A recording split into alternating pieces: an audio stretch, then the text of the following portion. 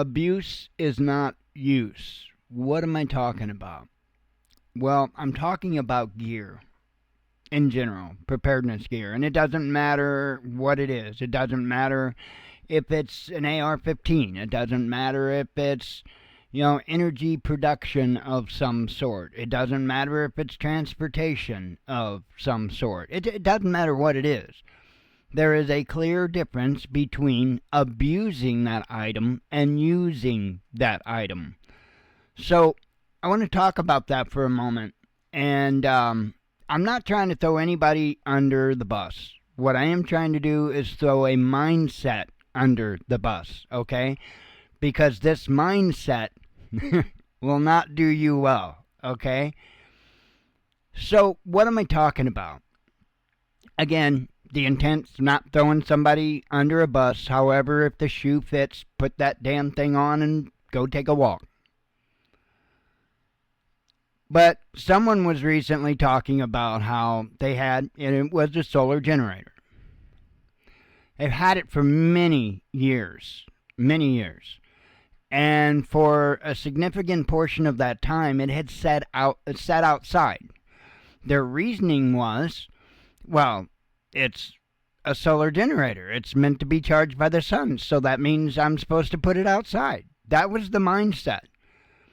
And they're actually upset at the company because the company won't even talk to them about warranty or anything like that. Had the individual opened up the manual and peered inside, he would have saw that it is not recommended that you leave it outside where the sun is. And in fact, it tells you very specifically that it's not meant to be in rain and the elements. Anybody who thinks that an electronics product that is not specifically designed to be in the elements should be in the elements is a Riri. Plain and simple. Look, you're not entitled. You're certainly not entitled to be stupid. If you're like me, and I'm sure, well, maybe a lot of you aren't like me, for instance, but in this case, you might be. But if you're like me, you don't have a ton of money to just go out and blow and buy. Right? So you have to take care of what you get. You have to respect what you get. And do what you can to lengthen the life of it.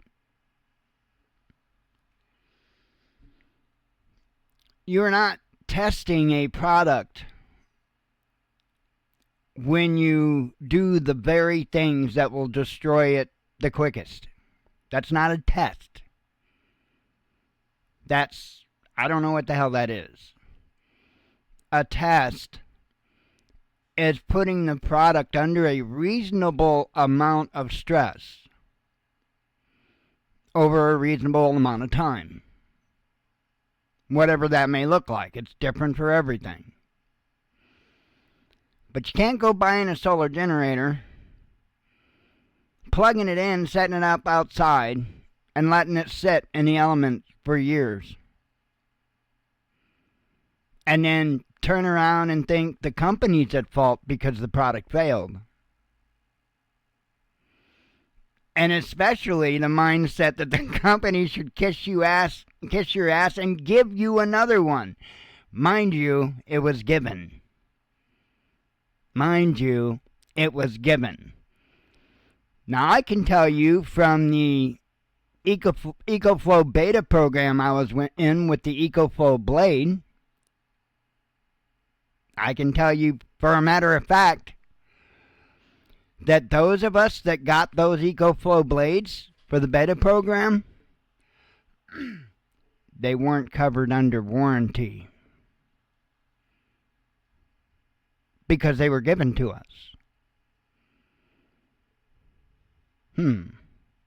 Now I can't say what Jackery's policies are. I don't know. But I have a sneaky suspicion that the ones that they give out for testing and review probably aren't covered under warranty. Take care of your stuff. Learn about your stuff. I cannot push that thought more. I can't. I think too many people are reliant on hope. I think they're relying on the notion that normal's coming back. And I think they will continue to rely on that notion all the way off the cliff. Whether you are one of those people is up to you. Right now, you have the time to make mistakes. But when those products stop flowing and we don't have the ability to buy them, everything that you have matters. Matters bigly. And you have to do everything you can to make sure that those things last for as long as you possibly can. Because that's it.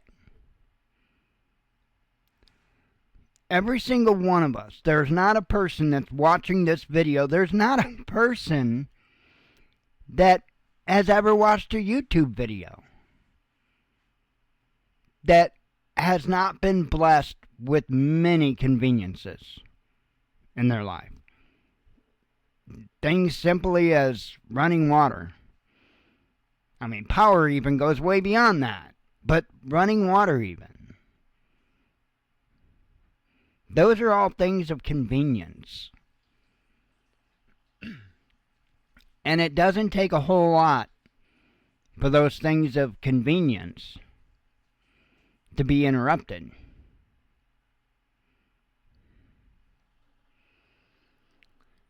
You have to know how to take care of your own, because there's nobody out there that's going to run to save you. They're saving their own. See, that's just it. At that particular point in time, we're responsible for our own. Doesn't mean that we can't or that we won't help others. Of course not. But are we entitled that somebody is going to be there to fix our problem? Or do we have an entitlement mindset that there's going to be somebody there to fix my problem? So I don't need to learn how to fix that problem because somebody will have that for me. I heavily encourage you to double think that mindset. Because I think there's a whole lot of people that think they're on top of the world today. Because on this part of the world, if you want, I don't know even how to say it. On this part of how the world is, some people can do fairly well. And the less conscience you have, the better you can do faster. Let me tell you something.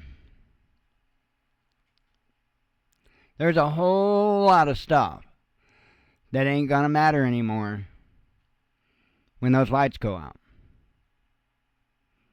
Whole lot of stuff. Whole lot of stuff. Make sure you figure out what things are going to be important at that time, and make sure that you put your focus on that. Nobody's coming to save you. Nobody's coming to save me. That's reality. Don't know what else to tell people. Prepping is not a club. If you're a member of a channel that's got a million subscribers, it doesn't matter how many. It's not a club. Sure, you may pay money to them to be in a club, okay? But it's not a club. Because unless those people that you're interacting with live within walking distance, chances are, lights go out, you'll never hear from them again. You might. You got radios set up, communication plans set up, anything, frequencies arranged, schedules, anything. Because if not, then we're feeling entitled again that that's just all going to be all set up for us and everything's going to be hunky-dory. Right? I was in conversation with a local guy the other day. We were talking about preparedness, and we were talking about different things involving preparedness and stuff. And he has a bit of a different upbringing than myself. I wasn't brought up on a farm, even though we had farms all around our house. I wasn't brought up on a farm. I know pretty much nothing about farming, okay? This gentleman, just the opposite. Grew up on a farm, knows farming. You know, we got to talking and stuff, and he brought up foraging, and that's something that I am not on top of at all, not even a little bit, right? But I have over a gigabyte of ebooks downloaded, and I've got that folder of ebooks copied to so many damn different devices and drives, you wouldn't believe it. I mean, pretty much about every device and drive I've got a copy of those ebooks. Got them everywhere. Got them on flash drives. I've got them on external removable hard drives, on phones, you know, of course, the SD cards. I've got them both on the phone and a copy on the SD card in the phone. I'm telling you, I'm serious about those ebooks. I'm very damn serious about those ebooks. In those ebooks, there are many foraging books, and there are several that are actually specifically for this area. There's even some that's like down to like the county and the tri-county and interesting stuff. And I've got those, right? And my words to this gentleman was that I told him that I had over a gig of ebooks. And I said that I've got those books because I don't have time to learn that stuff now. Right now, I've got to focus learning other things. You know, foraging, you know, if the internet goes out, if the power goes out, foraging's going to stay the same, right? The plants aren't going to change. What plants that are in my area that are going to be edible or medicinal, those aren't going to change. They're going to stay the same, right? So I need to focus. I'm triaging my intellectual intake, if you will. I need to focus on the things that I need, the wonders of the internet and ability to look stuff up and what have you. I need to triage that. I need to focus on that first. And then, I mean, there's a boatload and then some of stuff that I've got content that I can learn from. And I mean, I've got everything from basic chemistry to like advanced, I mean, the advanced level chemistry, biology, you name it. I've got books on so much stuff. But it's not for me. I'm one man. I can't learn all of that. But I've got it. I've got it.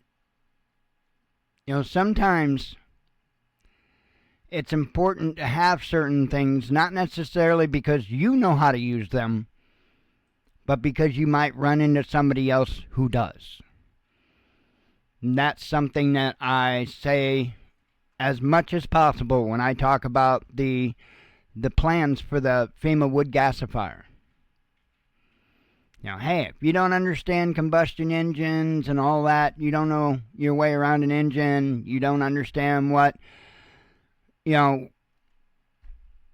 the FEMA gasifier is doing, how it does it, if you're not mechanically inclined, that's all fine. Not everybody has those traits. But you should have a copy of it printed out and in a safe or somewhere like a safe, because when those lights go out, there's no going and downloading that.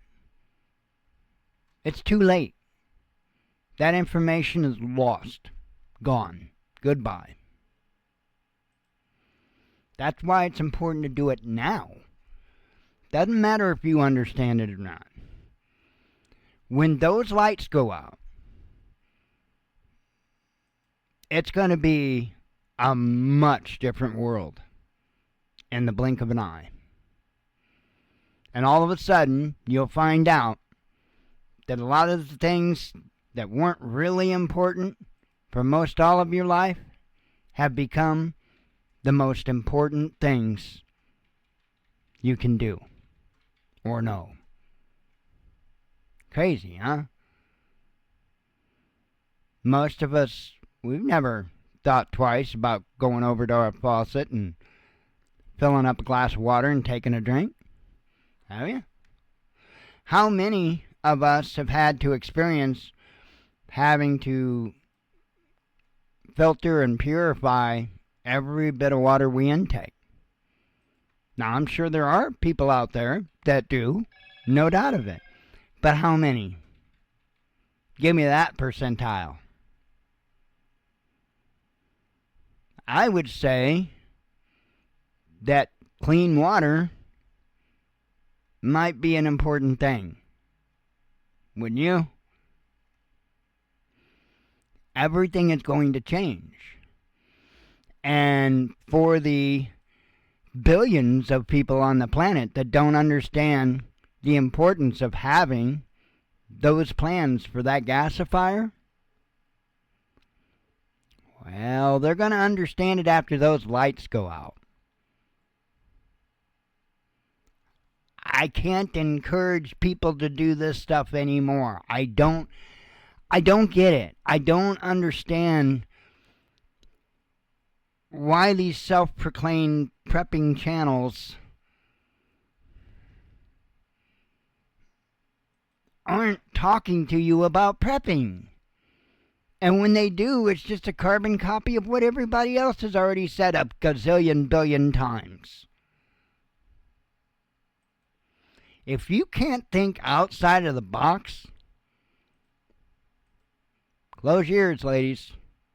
You're fucked.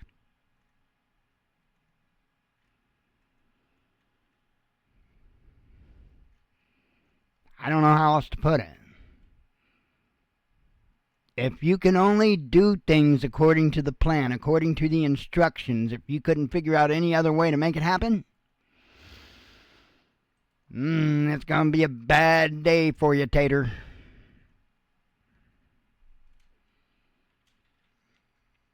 I just want to help people. But they have to be willing to help themselves. Shalom.